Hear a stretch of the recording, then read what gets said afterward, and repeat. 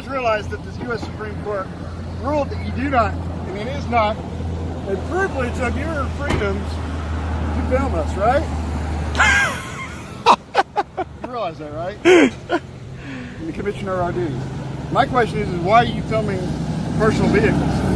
One, I understand you can film our patrol cars. That's fine. I don't have a problem with that. You don't understand much, though, so why don't you shut up and get back in your car and get out of here. Welcome back, everybody.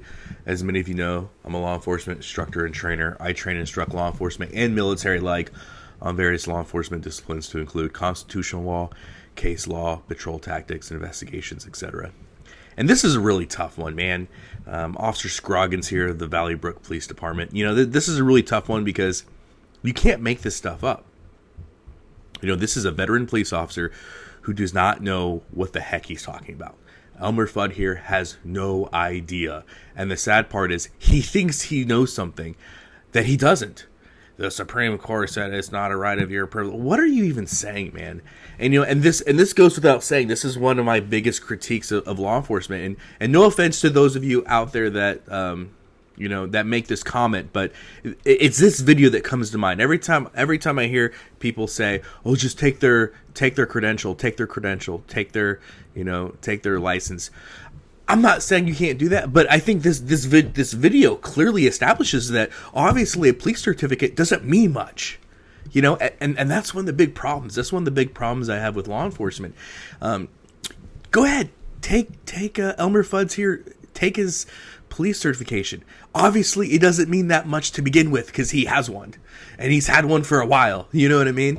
And so, number one, in order to have any kind of pull, and in order to have that even as a threat to take away your police credential, it has to be worth something to begin with.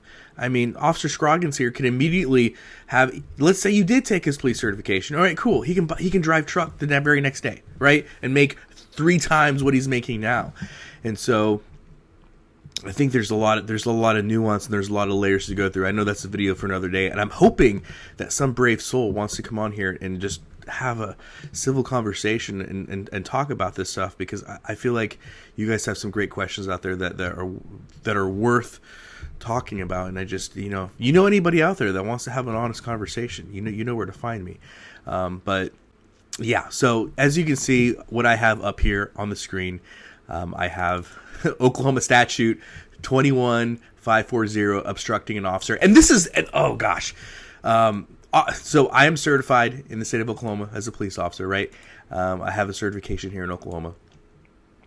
And so it blows my mind, because I understand why the recording the police officer verbiage is in obstruction, because they had to put it in the obstruction statute, because some officer is going to have somebody record them and they're not going to like it, and they're going to look for a reason to put this person in handcuffs, and they're going to say, "Ooh, obstruction."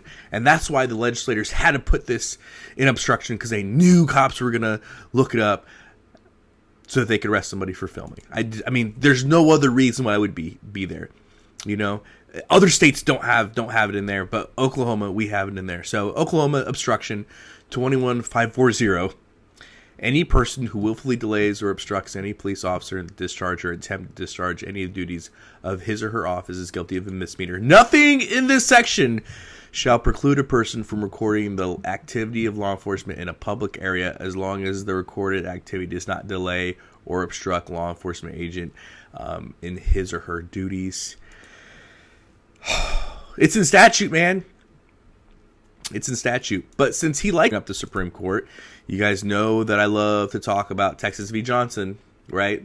The flag burning statute. The Supreme Court has held that flag burning constitutes symbolic speech protected by the First Amendment. Also, Texas v. Johnson, 1989, the Supreme Court affirmed and held that freedom of speech protects actions that society may find very offensive, but society's outrage alone is not justification for suppressing freedom of speech. And so, here's the deal, man.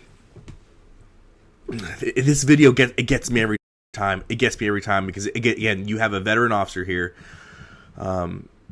who's not far from a big metropolitan area, that just has no idea what he's talking about, and it's so discouraging. It's videos like this that are so discouraging because it's so ridiculous. And it just shows that the police certification obviously does not matter that much, right?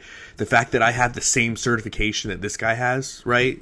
A commission with the state of Oklahoma, it hurts that much more. It really does. It's just like, man, dude, obviously this certificate doesn't mean a whole lot. And so it's rough. It's tough. But there you go. There you have it. Just another video, some more knowledge. I hope this is helpful for you guys, especially those of you that live in Oklahoma or are officers in Oklahoma. Again, the obstruction statute makes it very clear that filming police, the performance of their duty, is permissible. And again, we have Texas v. Johnson, 1989. Well, I hope this video was helpful. If you like this video, like, share, subscribe. And as always, guys, long live the Republic.